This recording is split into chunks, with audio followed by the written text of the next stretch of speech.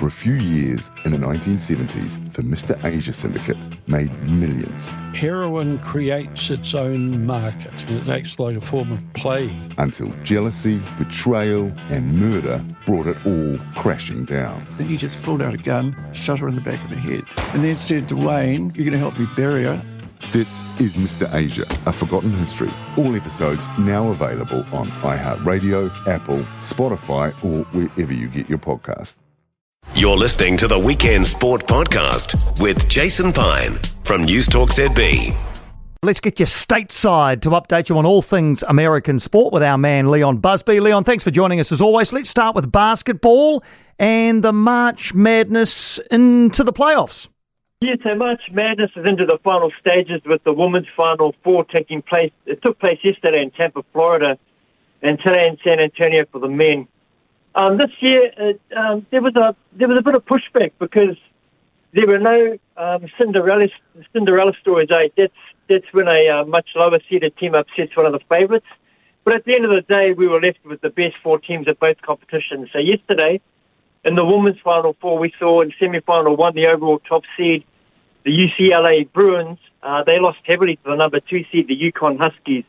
In the other semi-final, the number 1 seed and defending champion, South Carolina Gamecocks, an interesting name, also dominated, defeating the Texas Longhorns in another lopsided game. So hard to pick a win in the national championship game, as both Yukon and South Carolina evenly matched, but should be a compelling contest nonetheless, Piney. Absolutely, looking forward to that. And, of course, the men's game's on at the moment, so we'll see who's cutting down the net, as they say, next Tuesday. You're right, though, about March Madness. It is about the Cinderella stories, isn't it, when a less fancy team gets up over the top of somebody who's ranked much higher. Just a lack of those this year, no particular reason. It's just the way that it went. The top sides just remained the top sides? Yeah, it's just the way it panned out this year. So everyone loves to see the Cinderella story, but for obvious reasons, it just didn't happen this year. And so there was a bit of pushback from the fans, but at the end of the day, we've got the best teams competing for that national title. Okay, let's go to Major League Baseball. And I want to start with the torpedo bat. This seems to be dominating discussion now. Unlike a traditional bat that tapers down towards a thick end cap, the torpedo bat shifts that mass lower down the barrel. It creates a bowling pin-like shape. And I guess the idea is to concentrate the weight where the players most often make contact. So it gives hitters more power and control. I mean, why has there been so much discussion about these new bats? Yeah, I don't know if I should say too much more. Piney, you stole my thunder there, but there's been a lot of discussion around the recent use of this bat. So for your listening audience, Piney, I'll try to explain it the best that I can. So it was first used last year by All-Star Yankee Giancarlo Stanton. He's a renowned slugger in Major League Baseball. So in October of last year, when he first started using it, his batting average for that month increased dramatically when he hit 7 home runs over a 14-game span. Then you fast forward to this season where the Yankees batters, they crushed 15 home runs in their first 3 games of the season using that particular bat. Now, that's an unprecedented strike rate, Piney, and the numbers bear this out. So there are currently 41 approved manufacturers that supply bats for the Major League Baseball. The bats themselves have to meet strict measurement criteria, as you alluded to, and as long as they are within those parameters, you can distribute the weight of the bat however you want. Now, with that in mind, the creator of the unconventional torpedo bat is a retired physics professor, Aaron Leonard, who at the time was a New York Yankees front office staffer but is now employed by the Miami Marlins as a field coordinator. The logic that Leonard had was to redistribute the weight of the bat, in a sense moving the so-called sweet spot to where the batter strikes the ball most frequently, which is about 6 or 7 inches down from the end of the bat. Now, I won't go any deeper than that, I would be here all day, Piney, but the torpedo bat is well within the rules and any player can use it. Just to note that not all Major League Baseball players choose to use that bat, but it's certainly a game changer.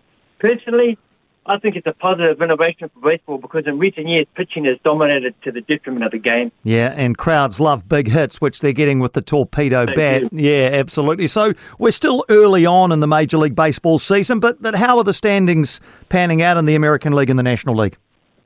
Yeah, so in terms of early season pitch, Piney, it's a long regular season grind. As you know, 162 games before the playoffs even begin. Now, I mean, it's a real war of attrition for Major League Baseball in terms of the amount of games they play.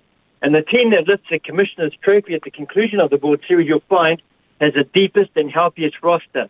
So currently the teams that are off to a good start are the defending champion LA Dodgers, of course, then the San Diego Padres, and the Philadelphia Phillies in the National League. In the American League, the Texas Rangers, New York Yankees, and LA Angels are leading the way. However, if you were to compare both leagues, the National League is far superior to the American League in terms of overall winning percentage. Case in point, 10 of the 15 teams in the National League are over 500, while in the American League, only 6 of the 15 are 500 or better. A big disparity there. Let's go to the NBA then, where we find ourselves near the end of the regular season, 82-game regular season, about 77, 78 games for most of these teams. Where are we with those teams that are likely to be playoff bound and those who are making a late season run for it? In the NBA, there are only a handful of games left before the postseason starts. In the Eastern Conference, it's the Cleveland Cavaliers and defending champion Boston Celtics basically ahead of everybody else there. However, in the top-heavy Western Conference, the Oklahoma City Thunder, although they're one of the younger teams in the league, they have the best record, closely followed by the Houston Rockets. And the next 6 teams following them are jostling for position to try and secure that all-important home court advantage in the opening rounds of the playoffs. What about for MVP discussion, Leon? That's always as big a discussion as who's actually going to win the whole thing. Who are the main names in the discussion for MVP? Yes, so this discussion or this narrative has been going on for a while now. So there's much speculation around this because, as most people are aware, OKC Thunder star Shai Gilgeous-Alexander, everyone calls him SGA, is odds-on favourite to win his first individual award despite 3-time MVP winner. The Denver Nuggets' Nikola Jokic putting up historic numbers this year and is on pace for the greatest statistical season of the modern era.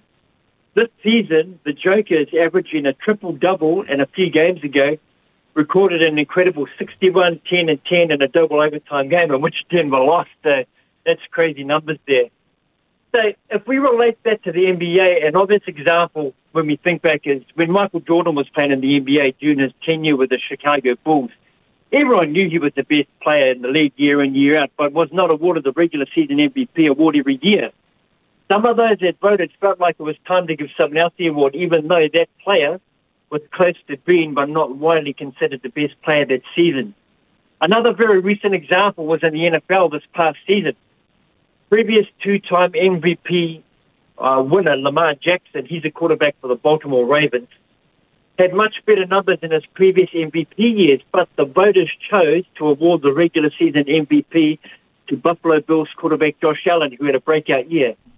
This was because the voters were tired of Jackson and felt it was someone else's turn to win the coveted award. Now, in a way, that seems really unfair because to vote against a more deserving player, it happens more often than we think, but I hope in a way that sheds some light on the debate about the MVP race in the NBA and the likely outcome. Yeah, it certainly does. Leon, thanks as always for your time. Leon Busby, stateside with us regularly here on Weekend Sport. For more from Weekend Sport with Jason Pine, listen live to News Talk ZB weekends from midday or follow the podcast on iHeartRadio.